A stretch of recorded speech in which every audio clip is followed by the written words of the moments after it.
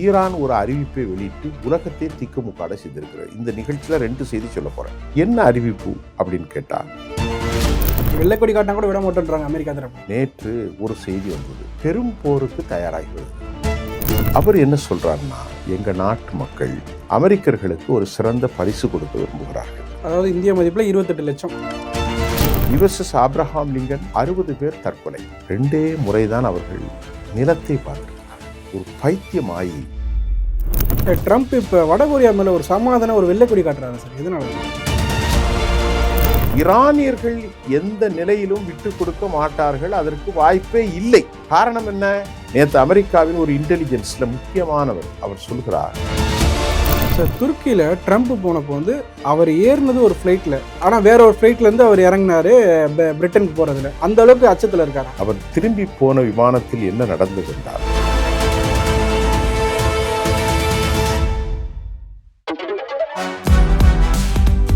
சூப்பரா இருக்கு அம்மா, எனக்கு இதோட சீக்கிரம் தெரியும். Chocolate sweetened condensed milk from Milky Mist. Aachi Masala, எந்த சமையலும் ருசி தேடும் ரகசியம். 20 ரூபாய். தி டிபேட் நேயர்களுக்கு வணக்கம். இன்று நம்மளுடன் இணைந்திருப்பவர் மூத்த பத்திரிகையாளர் திரு சுஃபியான் அவர்கள். சார் வணக்கம் சார். வணக்கம் சார்.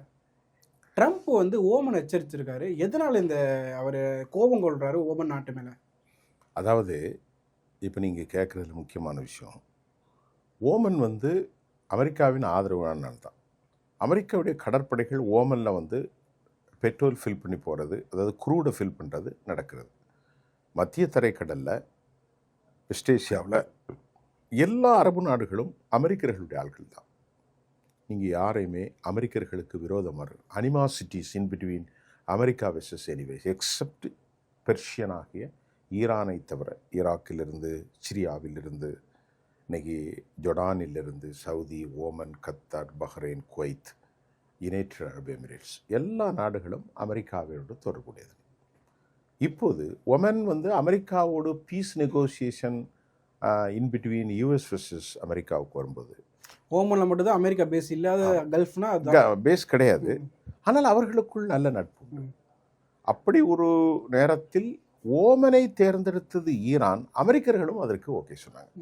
ஓமனுடைய புதைதா, அவர் தான் அந்த நாட்டின் தலைமை பொறுப்பில், அவர் தான் அதை இனிஷியேட்டிவ் பண்ணார். சிறந்த முறையிலே அது பேச்சுவார்த்தை நடந்து கொண்டு இருக்கிற போது தான் 28ஆம் தேதி பின்பு மார்ச் 2ஆம் தேதி இறுதி டார்கெட் வைத்த போது திடீரென தாக்கித்தான் உச்சபட்ச தலைவர் சையத் அலி காமினி உட்பட 38 பேரை படுகொலை செய்தார்கள். பிப்ரவரி 28 ஆரம்பித்து இன்றைக்கு ஆகஸ்ட் 18ஆம் தேதி இன்றைக்கு நாம் அமர்ந்திருக்கிறோம். அப்படித்தானே? சரி. இந்த களச்சூழலில் மிக முக்கியமாக நாங்கள் பார்ப்பது, ஓமன் ஈரானோடு நெருங்குவதற்கு காரணம் கடல் பிராந்தியத்தில் ஒரே பக்கத்து நாடுகள். இப்போ அவங்க என்ன சொல்கிறாங்க, ஈரான் இது எங்களுடைய இண்டிஜினியஸ், எங்கள் நாட்டுக்குள் இருக்கக்கூடிய கடல் பிராந்தியம், யூஎன் இந்த மரபு வழி சட்டத்தின் அடிப்படையிலும், கன்வென்ஷனல் ஆக்ட் ஆஃப் லா, மரபு வழி சட்டத்தின் அடிப்படையிலும், சர்வதேச நீதிகளின் அடிப்படையிலும் இது எங்களுக்கான தேசம், இது எங்களுக்கான தேசம். ஓமனும் நாங்களும் பங்கு போட்டுக்கொள்வோம், எங்களுக்குள் வரக்கூடிய வருமானத்தை நாங்கள் பங்கு போட்டுக்கொள்வோம்.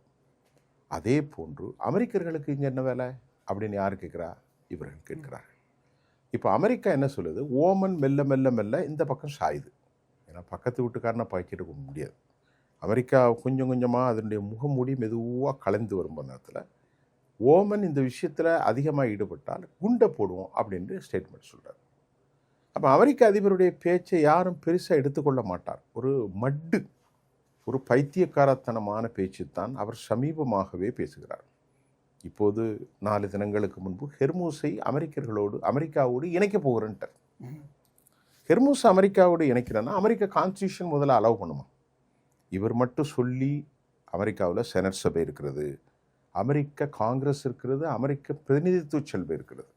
இந்த பைண்டிங் கோர் டீம், பிணைக்கப்பட்ட எல்லோரும் ஒரு நீண்ட நெடிய விவாதம் அதில் எடுத்த முடிவுகளை யுஎன் சட்டத்திலெல்லாம் பதிவு செய்து கான்ஸ்டியூஷன் அமெண்ட்மெண்ட் கொண்டு வந்த பிறகுதான் ஒரு தேசத்தையோ ஒரு நாட்டையோ இவர் இணைக்க முடியும். ஆனால் தன்னிச்சையாக இன்னும் 2.5 வருஷம் தான் அவருக்கு பீரியடே இருக்குது. 1.5 வருஷம் போயிடுச்சு, ஹேஸ் கான். இன்னும் அனதர் ரிமைனிங் 2.5 இயர்ஸில் இது it has been taken a very long time pass. அதை இவர் உளறலை ஒரு நடவடிக்கையாக நாம் எடுத்துக்கொள்ளக்கூடாது, உலக சமூகம் எடுத்துக்கொள்ளவும் முடியாது. ஹெர்மூஸை இணைப்போம் அப்படின்னு. இப்போ இந்த போர் எப்படி நடக்கிறது, இந்த போரினுடைய நிலைமை என்ன அப்படின்னு பார்ப்போம். நேற்று ஒரு செய்தி வந்தது, பெரும் போருக்கு தயாராகி வருகிறது. யாரு? ஆனால் போர் நிறுத்தம் 60 நாள் போர் நிறுத்தம் முடிஞ்சிருச்சு. இனிமேல் எதிர வெள்ளைக்கொடி காட்டினா தான் நிப்பாட்டுவோம், வெள்ளைக்கொடி காட்டினா கூட விட மாட்டேன்றாங்க அமெரிக்கா தரப்புல. அமெரிக்காவுடைய பேச்சு ஒரு உளறல், ஒரு ஒரு அர்த்தமற்ற பேச்சு. இதை நான் சொல்லலை, அமெரிக்க மக்களை சொல்கிறார்கள். அமெரிக்காவை சொல்லலாம், ட்ரம்ப் பேச்சை சொல்கிறீங்க. ட்ரம்புண்டா he behalf of the member, தலைமை பொறுப்பில் இருப்பது அமெரிக்கா தானே. ட்ரம்ப் யாருடைய குரலாக பேச முடியும்? அவர் தான் உச்சபட்ச தலைவர், அவர் தான் அங்குள்ள constitution identity, the power of US. அவருடைய வாய்மொழி தானே. இவர் உளர்கிறார் என்று அமெரிக்கர்களுக்கு தெரிகிறது. அவருடைய கூட்டாளி இந்த போரில் நீங்கள் கொஞ்சம் பாருங்கள், அவர் கூட can you find out a single coalition partner with America? உங்களால் சொல்ல முடியுமா? யாருமே கிடையாது. அமெரிக்கா மட்டும்தான் நிற்கிது. அவர்களோடு அவர்களுக்கு நெருக்கமான பல நாடுகள் இருக்குது, எந்த நாடும் இல்லை. அதே போன்று அவர்களுக்கு நெருக்கமான நேட்டோ அலையன்ஸ் இல்லை. சரி, இப்போ அவருடைய பேச்சை தாண்டி இன்று வரைக்கும் சொல்லி கொண்டிருக்கிறார், முழுமையாக அழிப்பேன் அழிப்பேன் அழிப்பேன். ஆனால் அவர் அழித்தாரா? இல்லை. சரி, இப்போ நேற்று ஈரான் ஒரு அறிவிப்பை வெளியிட்டு உலகத்தை திக்குமுக்காட செய்திருக்கிறது. இந்த நிகழ்ச்சியில் 2 செய்தி சொல்ல போகிறேன். என்ன அறிவிப்பு அப்படின்னு கேட்டால், ஈரானுடைய நிதி ஜிஹாதி அமைப்பினுடைய ஐஆர்ஜிஸினுடைய ஒரு சிறிய கன்சர்ன். அதில் அமீர் ஹத்தமி என்று சொல்லக்கூடிய பிரிகேடியர் தளபதி, உயர்ந்த பொறுப்பில் இருக்குவர். அவர் என்ன சொல்கிறார்னா, எங்கள் நாட்டு மக்கள் அமெரிக்கர்களுக்கு ஒரு சிறந்த பரிசு கொடுக்க விரும்புகிறார்கள். ஏன்னா அமெரிக்கா தரைப்படையில் இறங்க போகிறது என்று the speculation is going on, the hectic toys is going on among the community, international. I'm heard of something from abroad. மக்கள் எல்லாம் பேசிக்கொள்கிறார்கள். என்ன பேசுகிறார்கள்? அமெரிக்கர்களுக்கு ஒரு சிறந்த பரிசை நான் அறிவிக்கப் போகிறேன். யார் சொல்கிறா? அமீர் ஹத்தமி. என்ன பரிசு அப்படின்னு சொன்னால், அமெரிக்க வீரர்கள் தற்போது ரொம்ப ஈகர்லி வெயிட்டிங் டு என்டர் எங்கள் நாட்டுக்குள்ளே கால் வைத்தால், அவர்கள் ஒருவரை சிறை சேதம் செய்தாலோ படுகொலை செய்தாலோ உயிரோடு பிடித்து கொண்டாலோ 30,000 அமெரிக்க டாலர்களை பரிசாக அளிக்கிறார். அதாவது இந்திய மதிப்பில் 28 லட்சம். 28 லட்சம். That maybe. அப்படி அவர்களுக்கு பெண்கள் செய்தால் $60,000. $60,000 மட்டுமல்ல, அவர்களுடைய ஆயுதங்களுக்கான ரெட்டிப்பு தொகை, அவர்களுடைய ஆயுதங்கள் எங்கள் நாட்டில் தியாகிகள் செய்த சாதனையின் வரிசையில் காட்சிப்படுத்தப்படும் என்று ஒரு அறிவிப்பை வெளியிட்டதினால், இப்போது சொல்லுங்கள், எந்த அமெரிக்கர்கள் உள்ளே செல்வார்கள்? அமெரிக்கா இது போர் நிறுத்தத்தை காட்டிலும் போர் நீண்டுகிட்டே போறதுக்கு தான் காரணம் இல்ல. போர் நிறுத்தத்தை முடிவுக்கு கொண்டு வரதுக்கு பதிலாக இது தொடர்ச்சியாக போரை கொண்டு போற போக்குல போரை எதனால ஆரம்பிச்சது? Firdous Isfahan Natanz, the name has been embedded each and every international people. ஒவ்வொரு தனித்துவமான பெயரிலும் ஃபர்தோஸ், இஸ்பஹான், நட்டன்ஸ் போன்ற இந்த 3 நாமமும் பதிந்திருக்கும். பிகாஸ் ஆஃப் அட்டோமிக் ஸ்டேஷன், இதற்குள் தான் அவர்கள் மறைந்திருக்கிறார்கள் என்று அமெரிக்கர்கள் B-2 பாம்பர்ஸின் மூலம் GBU-57 பங்கர் பஸ்டர்களை போட்டார்கள். ஒன்றும் வேலைக்காகவில்லை. விளைவு, வெடிக்காத இந்த பங்கர் பஸ்டர்களை எடுத்து ரிவர்ஸ் இன்ஜினியரிங் தொழில்நுட்பத்தின் மூலம் சீனர்களும் ஈரானியர்களும் செய்து இப்பொழுது அவர்களிடத்தில் ஒரு பங்கர் பஸ்டர் உருவாகிவிட்டு. இது ஈரானிடத்தில். ஈரான் போருக்கு ஆரம்பித்தது எனது ஹெர்முஸை பற்றி இல்லையே. அப்போ ஹெர்முஸை பற்றி யாருமே பேசல. ஹெர்முஸ் முக்கியத்துவம்ன்றது இந்த போருக்கு பிறகு தான் ஈரானுக்கு தெரியும். Since the war starting 20,000 October 7 நான் பேசினேன். தொடர்ந்து ஒரு 10,000 காணொலி பேசியிருப்பேன். ஹெர்முஸை பற்றியே நான் பேசலை. ஏன்னா ஹெர்முஸ் யாருக்கும் தெரியாது. ஆனால் இந்த ஹெர்முஸை இப்போ என்ன ஆச்சுன்னா, அணு ஆயுத பிரச்சனைகளை அமெரிக்கா கவலைப்படவில்லை. என்ரிச் செய்யப்பட்ட ஸ்டாக் பைல்ஸை எங்களிடத்தில் ஒப்படைக்க வேண்டும், சென்ட்ரிஃபியூஸ் செய்யப்பட்டதே அவர்கள் இருக்கக்கூடாது என்பதை தாண்டி இப்போது ஹெர்முஸ் பிரச்சனையை உருவாக்குனது யார்? அமெரிக்கர்கள் பிளாக் ஹேட் அங்கே போட்டாங்க. அமெரிக்காவுடைய பிளாக் ஹேர் எடுப்பதற்கு அமெரிக்காவிலே தாக்க ஆரம்பித்தார்கள். இவர்களும் இப்பொழுது செய்தார்கள். அதாவது ஷேடோ ஃப்ளீட்டின் மூலமாக ஏராளமான பொருட்கள், க்ரூட் ஆயில்கள் இங்கிருந்து ஷிப் பண்ணப்படுகிறது, கடத்தப்படுகிறது. அது வேறு விஷயம். அதை தாண்டி அமெரிக்கா அங்கு ஒரு பிளாக்கேடை போட்டதுனால இவர்களுக்கு அமெரிக்கர்களின் மீது பெரும் கோபம் வந்து பெரும் பகையாக மாறி இப்போ ஈரானியர்கள் ஒரு கண்ட்ரோலில் இல்லை. இப்போ கண்ட்ரோலில் இல்லாமல் பெரும் போருக்கு அவர்கள் தயாராக இருக்கிறார்கள் என வால் ஸ்ட்ரீட் ஜேர்னல் செய்தி வெளியிடுகிறது. நீங்கள் வேறு ஒன்றும் தேவையில்லை. Wall Street Journal, New York times, Washington post, CNN, அக்சியோஸ், இந்த மாதிரி செய்திகள் எல்லாமே அமெரிக்க தளத்தில் உள்ளது. அதை நீங்கள் படிக்கிற போதே அமெரிக்காவின் செயல்பாடுகளில் உள்ள குளறுபடிகளையும் ஈரானியர்கள் எவ்வளவு வலுவாக இருக்கிறார்கள் என்பதும் தெரிந்துவிடும். ஆகவே தான் ஈரானியர்கள் பெரும் சிதைவுகளை சந்தித்த போதும், பாதிப்புகளை சந்தித்த போதும் மன உறுதியோடு அவர்களுக்கு நிற்பதற்கு காரணம் அவர்களுடைய தொழில்நுட்பம். தொழில்நுட்பம் மட்டுமல்ல, இந்த பிராந்தியத்தின் சக்கரவர்த்தியாக மாடுவதற்கு அவர்கள் முயற்சிக்கிறார்கள். ஆனால் சவுதி, யுனைடெட் அரபு எமிரேட்ஸ், துருக்கி போன்ற நாடுகள் இன்னும் அமெரிக்கர்களோடும் யூதர்களோடும் கைகோர்த்து கொண்டிருக்கிறார்கள். இப்போ நேற்று அவர்களுடைய தொழில்நுட்பத்திற்கு ஒரு உதாரணம், ஒரு சம்பவம். இப்போ பெரும்போருக்கு ஏன் ஆதரவு அப்படி அவர்கள் முயற்சிக்கிறார்கள்? YR concord. அதற்கு காரணம் அமெரிக்கர்களிடத்தில் தற்போது பெரும் பண இழப்பு ஏற்பட்டிருக்கிறது. அவர்கள் இப்போது நேற்று தினம் 2 நாளுக்கு முன்பு வந்தது, MQ-9 ரீப்பர் சேர்ந்து அமெரிக்கர்களிடத்தில் ஒரு 200 இருக்கிறது. அவற்றில் 46 அவர்கள் அடித்து விட்டார்கள். Iran MQ-9 reapers, MQ-4, MQ-1 50,000 அடிகளுக்கு மேல் மிக சலனமில்லாமல் உளவு அமைப்பை பார்ப்பதுதான் MQ. இந்திய மதிப்பிற்கு ஒரு விமானத்தின் விலை மட்டும் 270 கோடி அல்லது 300 கோடி அல்லது 250 கோடி. இதில் மட்டும் அவர்கள் இழந்த தொகை 13,000 கோடி ரூபாய். அந்த நாட்டினுடைய ஸ்டாக்கில் இருக்கக்கூடிய 46 விமானங்கள் ஈரானியர்களால் அடிக்கப்பட்டது மட்டுமல்ல,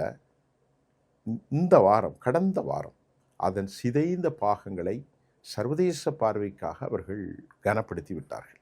ஒன்று. இரண்டாவது, அமெரிக்க கப்பல்கள் 40 கப்பல்களுமே இடம்பெயர்த்து விட்டது. USS ஆப்ரஹாம் லிங்கன் 60 பேர் தற்கொலை. அதுதான் இப்போ USS ஆப்ரஹாம் லிங்கன் வந்து ஹார்மோஸ்க்கு வெளியே நிப்பாட்டி வச்சிருக்காங்க.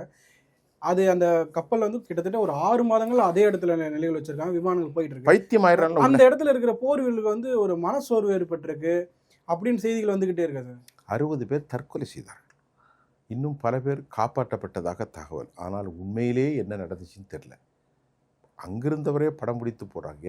ஏன்னா அந்த பிரச்சனை இருந்துச்சுன்னா 2 முறை தான் அவர்கள் நிலத்தை பார்த்துருக்கிறார்கள். ஒன்று ஓமனில் எங்கேயோ எடுத்திருக்கிறார்கள், இன்னொரு தீவு, அந்த பேர் எனக்கு ஞாபகத்தில் இல்லை. இந்த 2 நாட்களை தவிர பிப்ரவரியில் ஆரம்பித்து இதுகாரம் 9 மாதங்கள் சொல்கிறாங்க. அதுக்கு முன்னாடியே அவங்க வந்துட்டாங்க. கடல்லே இருக்கிறனால ஒரு பைத்தியமாகி தற்கொலை செய்து கொண்டார்கள். பல குடும்பங்கள் கடிதாசி எழுதுகிறார்கள். அது அவர்களுக்கு சேரவில்லை. உணவு பற்றாக்குறைக்கு காரணம் என்ன? அந்த கப்பல் என்னதான் உணவு தயார் செய்கிறது உள்புறமாக இருந்தால் 5000 பேர் தங்கக்கூடிய வசதியில் தான் அந்த. அப்போ அதுகளுக்கு உணவு எங்கிருந்து வருது? அது அமெரிக்காவிலேருந்து கொண்டு வர முடியாது. அங்கே இருக்கக்கூடிய அரபு நாடுகள்லேருந்து தானே வரணும். அந்த அரபு நாடுகளிலிருந்து வர உணவுக்கு அமெரிக்காவுடைய தளம் இருப்பது பஹ்ரைன். பஹ்ரைன் இப்பொழுது நாசமாகிவிட்டது. பஹ்ரைன்லேருந்து இவர்களுக்கு உணவு வரவில்லை. 2 நாடுகளிலிருந்து உணவு வருது. ஒன்று பிலிப்பைன்ஸ், மற்றொன்று ஜப்பான். இந்த 2ஐயும் நீங்கள் பாருங்கள், அவ்வளவு தொலைவிலிருந்து உணவு வருகிறது. அவர்களுக்கு அதிகபட்ச உணவு ஒரு பவுலில், சிறிய பவுலில் ரைஸும் காய்ந்து போன 2 ரொட்டிகளும். டாய்லெட்டுக்கு போகிறதுக்கு அங்கே பல பிரச்சனைகள். இங்கே இவர்களுக்கு உணவில்லை. உளவியல் ரீதியாக 8 மாதம். கருவிகள் பிரச்சனை, உணவுகள் பிரச்சனை, அச்சுறுத்தல் பிரச்சனை. இதே போன்று USS Abraham Lincoln, USS Carl Vinson, USS Tripoli, USS Gerald R Ford தீ பற்றி அந்த கப்பல் முதலே போயிட்டு உங்களுக்கு தெரியும், நான் அங்கேயே பேசியிருக்கேன். இப்போ அதே மாதிரி தற்கொலை ஆகியும் உணவு பஞ்சாயத்தில் இப்போ அந்த கப்பலும் திரும்பி போய்விட்டது. இதை ஈரானியர்கள் பார்க்கிறார்கள். கப்பல் போயிட்டுருக்கு. அமெரிக்காவுக்கு போய் இப்போ அது ஒரு 1 மணி நாளாக போயிட்டுருக்கு. இப்போ ஈரானியர்கள் பார்க்கிறார்கள், அவர்களிடத்தில் ஆயுதங்கள் இல்லை. ஆயுதங்கிற லோட்டிட் மார்டின்ங்கிற கம்பெனியில் அவர்கள் ஆயுதத்தை கொடுத்திருக்கிறார்கள். போயிங் கம்பெனிக்கு ஆயுதத்தை செய்திருக்கிறார்கள். ஃபோர்ட் நிறுவனத்தில் ஆயுதங்களை செய்ய சொல்லியிருக்கிறார்கள். அமெரிக்கர்களிடத்தில் ஆயுதங்கள் இல்லாத காரணத்தினால் அவர்களுக்கு கொரியர்களும் ஜப்பானியர்களிடத்தும் மீண்டும் ஒரு பிரச்சனை சீனா கொண்டு வந்தால் அமெரிக்கர்களை தாக்குவதற்கு அமெரிக்காவில் எந்த ஆயுதங்களும் இல்லாதனாலும் ட்ரம்ப் இப்போ வடகொரியா மேலே ஒரு சமாதானம் ஒரு வெள்ளைக்கொடி காட்டுறாரு சார். எதனால சார்? இல்லை, அவர் பேசுறது என்ன பேசுகிறாருன்னு யாருக்குமே புரியாது. அவர் அடித்து நொறுக்கிட்டேன் பாரு, சொல்லி சில மணி நேரத்தில் சொல்வார், ஈரானியர்கள் ரொம்ப நல்லவர்கள், ரொம்ப அறிவாளிகள், வெரி இன்டலெக்சுவல் எஃபிஷியன்ஸ். ஒரு பக்கம் பாராட்டுறாரு, அடுத்த நாளே வந்து எனக்கு நிறைய கான்டாக்ட்ஸ் இருந்தது முன்னால், இப்போதும் இருந்து கொண்டிருக்கிறது. நாங்கள் we wouldn't have for any kind of animosity. அது எங்கள்கிட்ட இருக்காது, இருந்ததும் இல்லை, இனி இருக்கவில் நாட் அப்படிலாம் பேசுவார். அவர் பேசுறது we can't find out exactly. போற விரும்ப மாட்டாரு. இப்போ தென்கொரியா அமெரிக்கா ஏன்னா போர் ஒப்பந்தம் ஒத்திகை நடத்துறாங்க, எப்போ நடக்கும், இதை குறைச்சிக்கலாம், வடகொரியா கோவப்படுவாங்க அப்படின்றாரு. இல்ல அந்த தோணியில பார்க்கையில வந்து அவர் போற விரும்ப மாட்டாரா? போற விரும்புறதுக்கு இல்லை. சரி, இப்போ அவர்கள் இப்பொழுது போரை விரும்புகிறார்களோ இல்லையோ, போரை மூலம்தான் அவர்களுக்கு பாடம் கற்பிக்க வேண்டும் என்று ஈரான் முடிவு செய்து விட்டது. இப்போ ஏன் அமெரிக்கா இதுவரைக்கும் அடித்தாங்க? சதாம் ஹுசேன் காலத்தில் அடித்தாங்க. ஆப்கானிஸ்தானில் உள்ள போய் 18 வருஷமாக போட்டினார்கள். தொராபுரா மலையில் குண்டு போட்டார்கள். அவர்கள் கடைசியில் வெற்றி கொள்ள முடியாவிட்டாலும் 18 வருஷத்தில் அஷ்ரப் கானிங்கிற ஒருத்தரை அப்பாயின்மெண்ட் பண்ணாங்க. அவர்கிட்ட சொன்னாங்க, உனக்கு ட்ரெயின் பண்ணுறேன், நீ இந்த தலீஃபை பார்த்துக்கோ, இந்த தலிபான்களோடு நீ பார்த்துக்கோ, நாங்கள் ஃபோர்ஸ் எவாக்குவேஷன். கத்தரில் ஒரு அக்ரிமெண்ட் போட்டது. அமெரிக்க படைகள் அப்படியே எல்லாத்தையும் விட்டு 18 வருஷம் அவர்கள் செலவு செய்த தொகை மட்டும் 700 கோடி. அந்த பணத்திற்காக அவர்கள் எதுவுமே செய்யாமல், எந்த லாபமும் கிடைக்காமல் அமெரிக்கர்கள் போய்விட்டார்கள். அங்கே அவர் போய் இறங்குவதற்கு முன்பே அந்த நாட்டில் அமெரிக்கர்களால் நியமனம் செய்யப்பட்ட அஷ்ரப் கானி ஹஸ்கான் அவரும் போய்விட்டார். உங்களுக்கு புரிந்து கொள்ளுங்கள். அதே நிலைமைதான் இப்போது இங்கே நடந்து கொண்டிருக்கிறது. நீங்கள் சொல்கிறீர்கள் அவருக்கு போருக்கு விருப்பமில்லை, அவர் ஒரு ரியல் எஸ்டேட் ஓனர். அவருடைய கூட ஒரு செக்ரட்டரியாக ஒருத்தர் அனுப்புகிறார், ஸ்டீவ் விட்காஃப். அவர் ஒரு யூதர், அவர் அமெரிக்கர்களின் ஒரு பங்காளி. நல்லா புரிந்து கொள்ளுங்கள். இப்போது ஈரானியர்கள் எந்த நிலையிலும் விட்டு கொடுக்க மாட்டார்கள், அதற்கு வாய்ப்பே இல்லை. காரணம் என்ன? நேற்று அமெரிக்காவின் ஒரு இன்டெலிஜென்ஸில் முக்கியமானவர் அவர் சொல்கிறார், நீங்கள் ஹெர்மூஸை விட்டு கொடுத்தால் வருடத்திற்கு $100 பில்லியன் ஈரானியர்கள் சம்பாதித்து விடுவார்கள். $100 பில்லியன் என்று சொன்னால் 10 லட்சம் கோடி. அதை வைத்து அவர்கள் பிராக்சிகளுக்கும் மற்றவர்களுக்கும் ஆயுதங்களை அதிகரிப்பார்கள். ஆனாலும் இது அமெரிக்கர்களுக்கு பாதிப்புத்தான். அதைவிட பாதிப்பு, நீங்கள் தொடர்ந்து போர் செய்வதால் அமெரிக்கா பெரும் இழப்பை அல்லவா சந்திக்கும். ஆகவே அவர்கள் என்னென்றும் நாசமாக போகிறார்கள். அப்படி முடிவு செய்து அவர் சொல்கிறார், நீங்கள் போரை விட்டு வெளியேறுங்கள். யார் சொல்றார்? ஹெர்மூஸை விட்டு கொடுத்தால் அவர்களுக்கு நல்லது அல்ல. அது உலகத்தின் கன்வென்ஷனல் ஆக்ட் ஆஃப் யூஎன் மரபுவழி சட்டப்படி அது பொதுவானது தான். இப்போது அவர்கள் தங்களுக்கு கடல் பிராந்தியத்தில் மெரிடைம் பவுண்டரி அப்படின்றெல்லாம் சொல்லி உரிமை கொண்டாடுகிறார்கள். அதைவிட அமெரிக்கர்கள் போரிலிருந்து வெளியேற வேண்டும் என்று சொல்லுகிற போது இப்பொழுது அதையெல்லாம் சமாளித்து கொண்டு நமட்டு சிரிப்போடு சிக்குப்பட்டு கொண்ட ஒரு கிழட்டு புலியாக அவர் இருக்கிறார். பிடித்த புலியினுடைய வாளை விடுவதற்கு முடியவில்லை. ஆகவே அவர் இன்னும் ரியல் எஸ்டேட்டாக மிரட்டி கொண்டு உங்களை குத்துவோம், உங்களை வெட்டுவோம், உங்களை அப்படி பண்ணுவோம், இப்படி பண்ணுவோம் என்று கதையை பேசி கொண்டிருக்கிறார். இதுதான் உண்மை. சார், துருக்கியில் ட்ரம்ப் போனப்போ வந்து அவர் ஏறினது ஒரு ஃப்ளைட்டில் கத்தார், ஆனால் வேற ஒரு ஃப்ளைட்லேருந்து அவர் இறங்கினார் பிரிட்டனுக்கு போகிறதுல. அதுவும் குறிப்பாகனா நாட்டோ மாநாடு நடக்குது துருக்கியில். இது வந்து எங்கள் ஈரான் தான் அட்டாக் பண்ண போகிறாங்க, அதனால எங்களுக்கு செய்தி சீக்கிரட்டாக சொன்னாங்க, அதனால் அங்கே ஃப்ளைட் மாறிட்டா அப்படின்றாங்க. அந்த அளவுக்கு அச்சத்தில் இருக்காரா? நிச்சயமாக.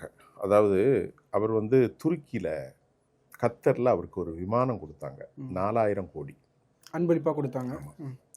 அந்த விமானத்தில் தான் அவர் வந்ததாக சொல்லப்பட்டது. திரும்புகிற போது A147 போயிங் விமானத்தில் அவர் திரும்ப போகினார். அதற்கு பிறகு அவர் திரும்பி போன விமானத்தில் என்ன நடந்தது என்றால், அவர் 32 என்கின்ற ஒரு சிறிய ரக விமானத்தில் திரும்பினார். ஆனால் அங்காராவில் அவர் பேசிவிட்டு எல்லோரும் அமர்ந்திருக்கிறார்கள். சர்வதேச பத்திரிகையாளர்கள் இருக்கிற போரத்தில் கையை காட்டிக்கொண்டு போயிங் விமானத்தில் 147 ஏறுகிறார். ஏறி அதற்கு பின்பு ஜனாதிபதி முன்னால் இருப்பதற்கு பின்பு மார்க்கோ ரூபியோ போன்றவர்கள், அதற்கு பிறகு இன்டர்நேஷ்னல் பத்திரிகையாளர்கள், அதிலே ஒரு 300-400 பேர் புறப்படக்கூடியது. எல்லா வசதிகளும் உண்டு. உடனடியாக இராணுவ வீரர்கள் உள்ளே நுழைந்து, இந்த செய்தி நான் சொல்லவில்லை, அமெரிக்க பத்திரிகை New York Times, that maybe or Washington Post வெளியிட்டிருக்கிறார்கள். அதில் ஏறினவுடனே இராணுவ வீரர்கள் உள்ளே நுழைந்து சொல்கிறார்கள், யாரும் கண்ணாடிகளை திறக்க வேண்டாம், எல்லோரும் பாதுகாப்பு கருதி கண்ணாடியை அடைத்து வைத்து விடுங்கள் என்று பின்னால் இருக்கிற portfolio member including Marco Rubio வரைக்கும் சர்வதேச பிபிசி, ஏபிசி, யுஎன்என்ஸ் எல்லா பத்திரிகையாளர்களுக்கும் சொல்லி, இந்த கதவுகள் ஒரு ஃப்ளைட் விமானம் ஏற்பட்டவுடன் அந்த கதவுகளை இவர் இந்த பக்கம் ஏறுகிறார், அந்த பக்கம் அடைத்து விட்டார்கள். இவர் என்ன செய்கிறார், நம்முடைய அமெரிக்க ஜனாதிபதி அவர்கள் அங்கு ஒரு கேட்ரிங் ட்ரக் வந்து நிற்குது. உங்களுக்கு தெரியும், விமானத்தில் போனவர்களுக்கு அதிலே விமானத்தில் கொண்டு வந்து கடுமையான செக்யூரிட்டியோட கம்பெனிகளில் ஃபுட் பேக்கெட்டை ஏற்றுவாங்க. இவர் மெதுவாக எமர்ஜென்சியை ஓப்பன் பண்ணி அது உள்ளே இறங்கி அந்த கேட்ரிங் இதுக்குள்ளே போய் இப்படி உட்கார்ந்து கொண்டார். அங்கிருந்து இவரை மெதுவாக நகட்டி C-32 என்று நினைக்கின்றேன், ஒரு அமெரிக்கர்கள் கொண்டு வந்துக்கிற லைட் ரொம்ப விமானம், அந்த இராணுவ விமானத்தில் அங்கே உணவுகள் ஏற்றுவதை போன்று இவரை ஏற்றி கொண்டார்கள். இந்த விமானம் புறப்பட்டது. ஆனால் இந்த விமானம் புறப்பட்டு போய்விட்டது. ஆனால் அந்த விமானத்தில் ஜனாதிபதி இருக்கிறார் என்றுதான் எல்லோரும் நினைக்கிறார்கள். உள்ள பத்திரிகையாளரும் இருக்காங்க. அந்த விமானம் போயிட்டு இருக்கு. எல்லாருக்கும், உலகத்தில் யாருக்கும் தெரியாது, வெளியிருந்தவர்களுக்கும் தெரியாது. ஏன்னா அது ஒரு செட்டப். ஏனென்று கேட்டால் A147 போன்ற இந்த விமானங்கள் லேண்ட் ஆகிற போதும் டேக் ஆஃப் ரொம்ப குறைந்த வேகத்தில் தான் இறங்கும். இதனால் ஈரானியர்களால் மிசைல் அட்டாக் நடத்த முடியும் என்கின்ற ஒரு செய்தியை மொசாத் இன்டெலிஜென்ஸ் வழங்கியது.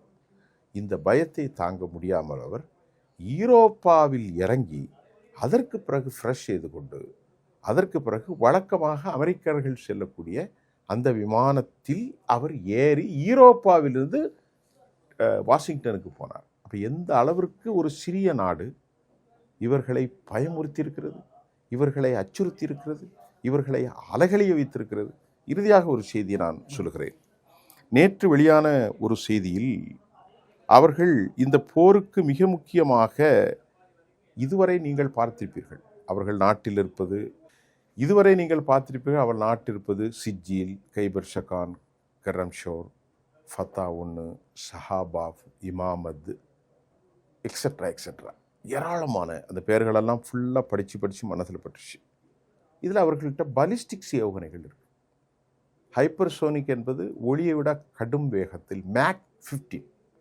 பலிஸ்டிக்ஸு நீங்கள் ஒரு ஏவுகணை தொழில்நுட்பம், குரூஸ் ஏவுகணை தொழில்நுட்பம். குரூஸ் ஏவுகணை என்பது ரெடாரின் கருவிகளுக்கு புலப்படாமல் ரகசியமாக கீழே செல்லும். இந்த பலிஸ்டிக்ஸில் வேர்ல்டு லெவலில் அவங்க இப்போ ஒரு புது சேர்ந்து எழுதியிருக்கிறாங்க. அதுக்கு பேர் அவங்க அதை என்ன தொழில்நுட்பத்தை பயன்படுத்தியிருக்கிறார்கள்டா, ஜிக்ஸாக் ப்ரொஜெக்ட்ரி மெனுவரபிள் என்று பெயர்.